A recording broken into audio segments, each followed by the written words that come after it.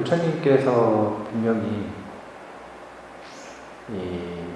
처음 수행을 시작하는 사람들에게 있어서 올바른 스승이 얼마나 중요한지에 대한 이야기를 정말 자주 강조를 하셨어요.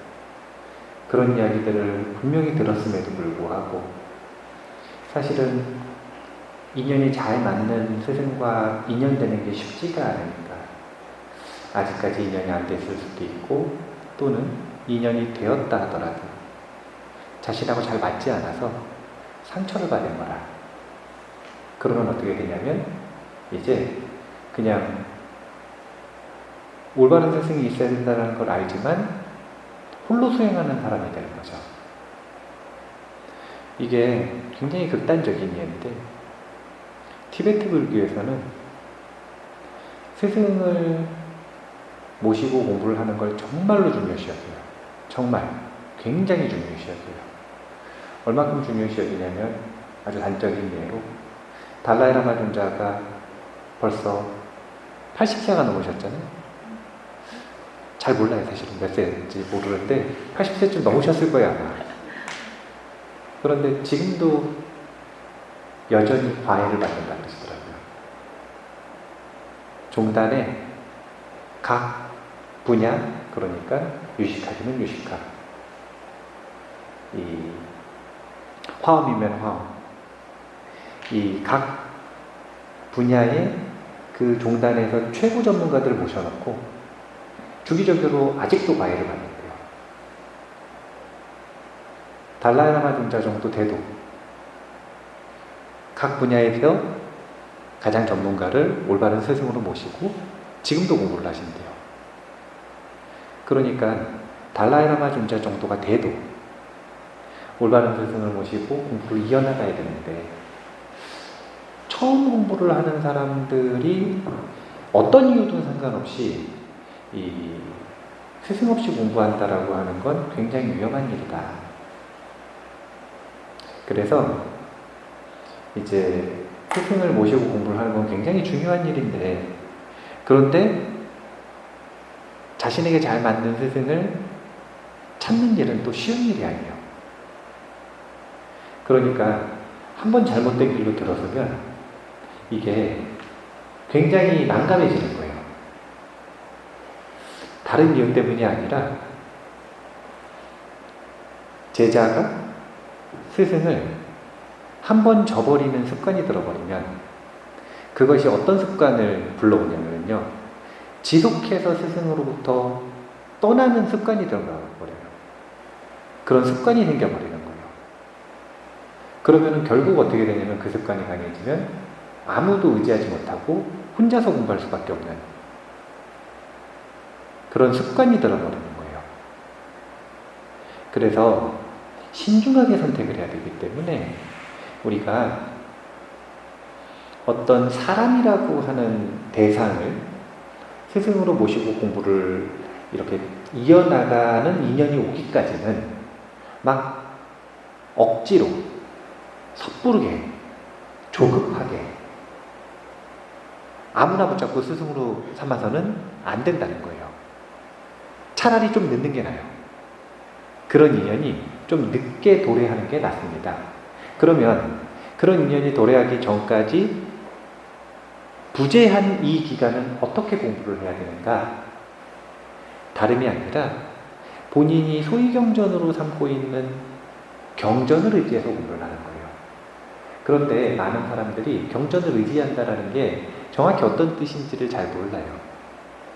경전을 의지한다라고 하는 건, 예를 들어서 금강경을 의지한다. 그러면 제가 경전을 읽는 방법을 이야기할 때마다 반복해서 하는 이야기가 경전 속으로 들어가서 읽어야 돼요. 그렇지 않으면 사실은 그냥 글씨를 읽는 거지 경전에 의지하는 게 아닙니다. 경전 속에 들어가서 자신의 이야기로 생각을 하고 지금 시대라고 생각을 하고 자신에게 잘 맞게, 물론 부처님께서 말씀하시는 본뜻을 이해하는 것도 중요하지만 이런 걸 상향식 독서라고 하죠. 근데 그거보다 처음 시작하는 사람들한테는 더 중요한 게 뭐냐면 나에게 어떤 의미로 다가오는가, 나에게는 어떻게 해석되는가, 나에게는 지금 이 가르침이 어떤 의미인가, 이것이 더 중요해요. 하향식 독서라고 하거든요. 내 이야기로 들을 줄 알아야 그것을 경전을 의지한다, 이렇게 이야기를 하는 겁니다. 그래서 우리가 소위 경전으로 삼고 있는 경전을 하나 정하면 되고, 물론 이 소위 경전으로 정하는 경전을 선택하는 것도 신중해야겠죠. 하지만 사람 선택하는 것보다는 좀 과감하게 해도 돼요. 왜냐하면 경전 읽다 상처받는 일은 많이 없거든요. 그리고 경전은 이제 어느 정도 이 역사의 시련을 견뎠다 그러죠. 시간 속에서 선택을 계속 받아왔다라는 건 어느 정도 검증이 되어 있다라는 겁니다. 사람보다 훨씬 검증이 되어 있는 거죠. 천지파랑경 이런 거 읽지 마시고, 그런 거 읽으라고 하는 이런 거 읽지 마시고, 저희 가장 이 보편적이고 이 상식적인 가르침이 들어가 있는 것들. 그러니까 쉽게 얘기하면 가장 유명한 경전을 선택하시라는 거예요. 도반 읽는다고 그냥 아무 경전이나 읽지 마시고, 가장 상식적이고 세계에서 많이 읽히는 경전들 중에서 자신의 소유 경전을 정하는 겁니다. 그리고 나서 어떻게 하는 거냐면 자주 들여다보는 거예요, 이렇게. 그러면 제가 보통 법문할 때 준비 안 하면은 아무 책이나 타서 이렇게 아무 데나 쓰잖아요. 아무 데나 갔죠. 아무 데나가 아니라 그날 인연에 맞는 곳입니다. 그러면 그 내용을 거울 삼아서 자신의 마음을 비춰보는 거예요. 그것이 그날의 경전을 내 스승으로 삼는 방법입니다. 금강경을 읽는다면 매일 읽고 자주 읽고 많이 읽고 이렇게 수행을 하는 방법도 물론 있지만, 근데 수지독송 사실은 서사유통 위인 해설이잖아요. 네. 근데 공부를 조금 이제 이 경전에 의지해서 오랫동안 이어나갔다면 그때는 수지독송하는 게 기본이지만 그것 말고도 딱 펼쳐서 자신의 마음을 비춰서 위인 해설, 나에게 해설해도 스스로 나에게 해설해도, 다른 사람만 사람이고 나는 사람 아닌 거 아니잖아요. 위인 해설이니까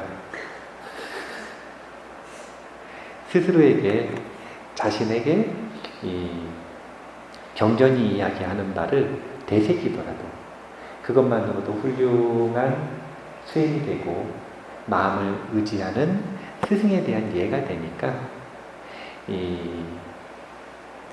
급하게 스승이 있어야 된다더라. 그래가지고 아무나 스승으로 모시지 마시고, 아무나, 이건 저도 포함되는 거예요. 검증하는 과정이 필요해요. 검증하는 과정. 오랫동안 지켜보면서 그 사람이 훌륭한 사람인지 아닌지도 알아야 되고요. 그것만큼 중요한 게 내 성향에 맞나 안 맞나도, 이것도 굉장히 중요한 거예요.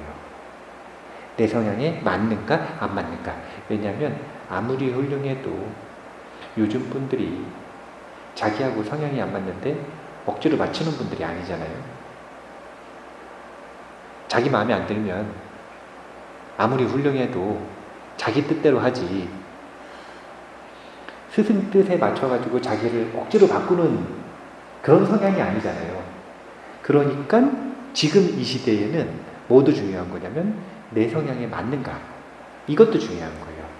그래서 오랫동안 이걸 뭐라 그러냐면 구루 쇼핑이라고 그러는데, 스승을 쇼핑한다는 거예요. 오랫동안.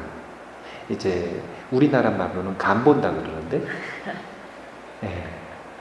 이제 간 좀 보면서, 간 좀 살살 보면서 그렇게 검증하는 시간을 가져서 스승을 섬기는 거고, 그 전까지는 경전을 스승으로 섬기는 것도 굉장히 중요한 일이다 라고 하는 걸 꼭 기억을 해 두셨으면 좋겠습니다. 어떤 사람, 어떤 스님, 어떤 목사님, 어떤 신부님, 누군가 사람을 스승으로 섬기기 시작했어요. 그러면 소위경전은 필요 없어질까요? 아닙니다. 사람 맨날 만나요? 문제가 있을 때 항상 만날 수 있나요? 아니죠. 근데 경전은 항상 의지할 수 있어요. 그래서 사람이라고 하는 스승, 경전이라고 하는 스승, 둘 다 매우 중요하고 다른 역할을 하니까 두 가지를 전부 갖추셔서 길 잃는 일이 많이 없도록, 내가 게을러질 때 열심히 해라 이런 구절이 펴지도록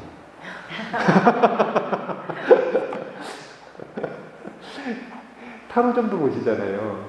그 타로점 자기가 뽑잖아요. 똑같은 거라 이렇게 피면 그날 필요한 운세가 나오는 거예요.